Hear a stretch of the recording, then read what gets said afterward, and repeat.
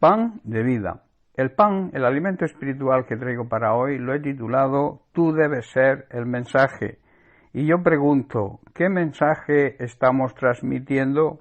En 2 de Timoteo, capítulo 4, versículos 1 y 2, Pablo le dice, exhorta a su discípulo diciéndole, te encarezco delante de Dios y del Señor Jesucristo, que juzgará a vivos y a muertos en su manifestación y en su reino. Que prediques la palabra, que instes a tiempo y fuera de tiempo, redarguye, reprende, exhorta con toda paciencia y con toda doctrina, o sea, con una doctrina sana. Hermanos, como fieles discípulos y seguidores de Jesucristo, además de ser mensajeros de la palabra de Dios, debemos ser también el mensaje. ¿Qué quiero decir con esto?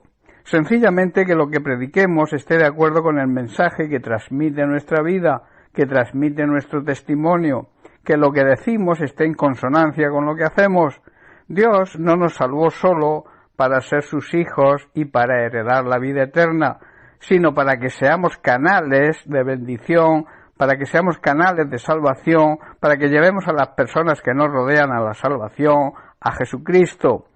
Para eso es necesario que llevemos una vida en armonía con lo que predicamos.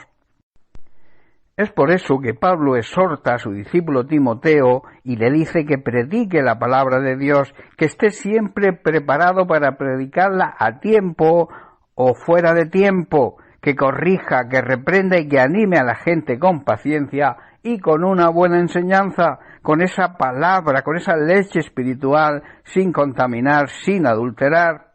Y en el versículo 12 del mismo capítulo 4 de 1 de Timoteo dice, le vuelve a exhortar, no permitas que nadie te subestime por ser joven, sé un ejemplo para todos los creyentes, en lo que dices, en la forma en que vives, en tu amor, tu fe y tu pureza.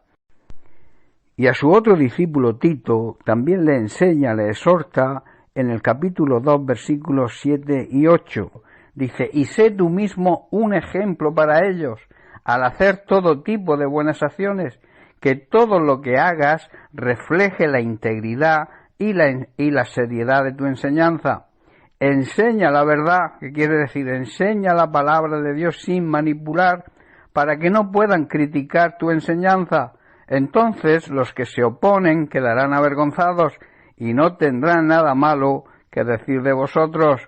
Vemos a Pablo dando sabios consejos a sus discípulos, tanto Timoteo como Tito, y que son de aplicación para nosotros hoy, los que queremos ser discípulos y fieles seguidores de Jesucristo.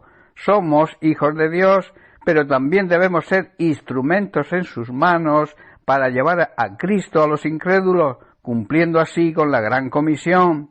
Somos, a través de nuestra predicación y nuestro testimonio, mensajeros espirituales, por tanto lo que prediquemos debe ser parte de nuestra vida.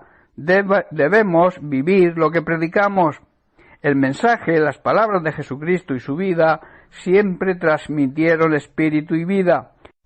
El propio Jesús, en Juan capítulo 6, verso 63, dijo, el espíritu es el que da vida, la carne para nada aprovecha. Las palabras que yo os he hablado son espíritu y son vida.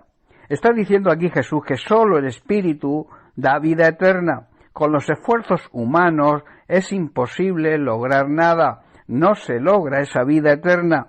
Jesús nos dice que las palabras que Él está hablando son espíritu y que transmiten vida. Nos resucitan de nuestra muerte espiritual en la cual vivíamos debido a nuestra ignorancia y a nuestro pecado.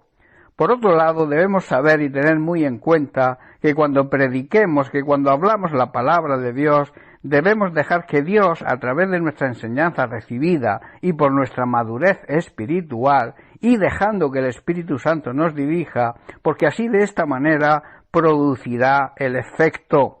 Romanos capítulo 8, verso 14, Pablo dice, porque todos los que son guiados por el Espíritu de Dios, estos son hijos de Dios.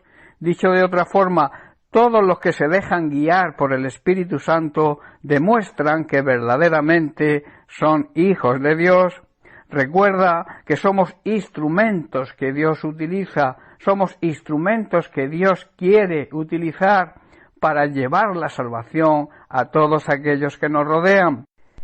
En el capítulo 9 de Hechos, en el versículo 15, vemos a Dios hablándole a Ananías sobre Pablo y enviándole a que orara por él después de que Pablo tuvo ese encuentro personal con Jesucristo y se convirtió.